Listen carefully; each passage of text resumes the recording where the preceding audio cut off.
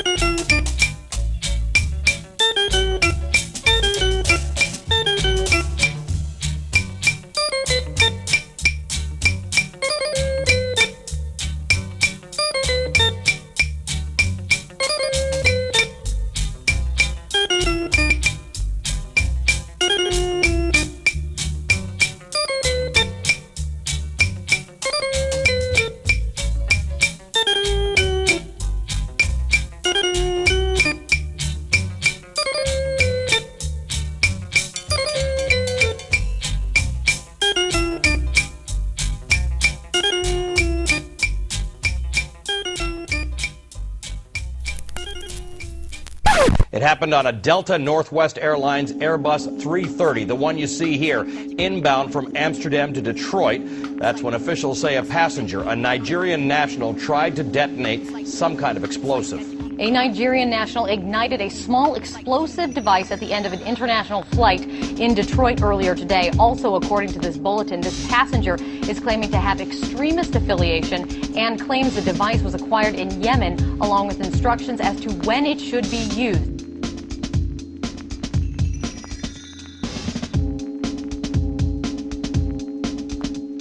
One thing I'd like to point out is that the system worked. Everybody played an important role here. The passengers and crew of the flight took appropriate action. Within literally an hour to 90 minutes of the incident occurring, all 128 flights in the air had been notified to take some special measures in light of what had occurred on the Northwest Airlines flight. We instituted new measures on the ground and at screening areas, both here in the United States and in Europe, where this flight originated. So the whole process of making sure that we respond properly, correctly, and effectively went very smoothly. You said when it came right down to it, the system worked. A lot of people don't think the system worked at all, that the only thing that prevented outright disaster was luck. Can you respond to that? Sure. I think the comment is being taken out of context.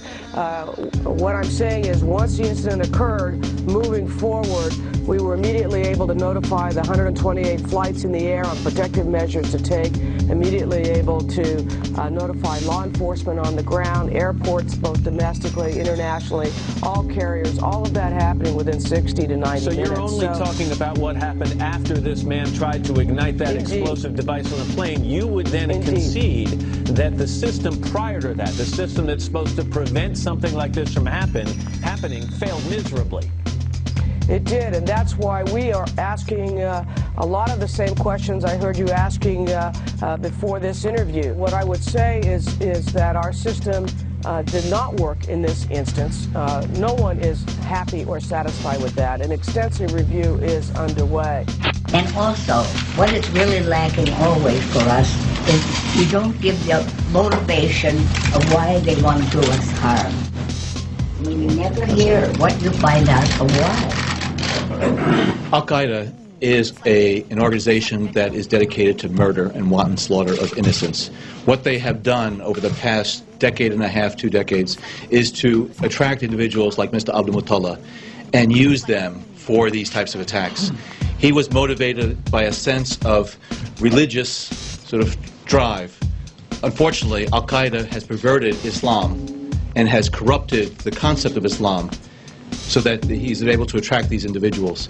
But Al-Qaeda has the agenda of destruction and death. And you're saying it's because of religion? I'm saying it's because of an Al-Qaeda organization that uses the banner of religion in a very perverse and corrupt way. Why? Al-Qaeda is just determined to carry out attacks here against the homeland. But you haven't explained why. Representative Ron Paul is a Republican of Texas, member of the International Relations Committee. He was a flight surgeon in the Air Force, an OBGYN in civilian life. And Ben Stein, the economist, attorney, former presidential speechwriter, columnist with Fortune magazine.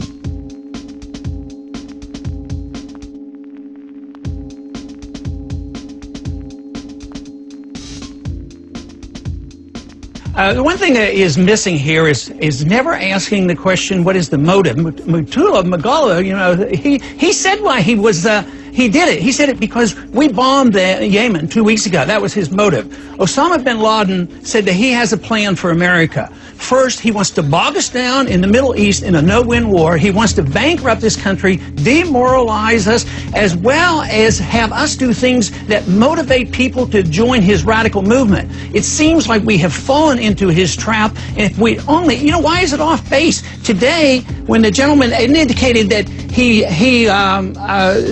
he did it because of the bombing, you know what the administration said? They dismissed it. It can't possibly be so. If you dismiss motivations for why they hate us, we can never resolve this. There's hate on both sides, but you have to ask the question, why do they hate? And they usually come up with a reason, and we're foolish not to take that into consideration. Ben? Well, I've never heard anything quite like that in my whole life. What he's saying basically is we are doing something wrong by defending ourselves. Look, if these terrorists are trying to kill the government of Yemen, we've got to help defend them. They're our friends. We can't just let Al-Qaeda run wild if we try to stop them. That's not sufficient provocation. Why should we stop them? Because they're terrorists and murderers, and they're very anti-American. Why are they terrorists? Why should we stop terrorists and murderers? Well, surely, Larry, Congressman, what do you think they're why are they terrorists? They're terrorists and murderers because they're psychos. They're terrorists and murderers. They're terrorists because we're occupiers. And murders. But no, we're not occupiers. That's the same anti-Semitic argument we've heard over and over again. No, that's the same anti-Semitic argument we've heard over and over and over again. Attack. Look, Larry, one at a time, guys. It's not a vicious attack. Larry, I'd like to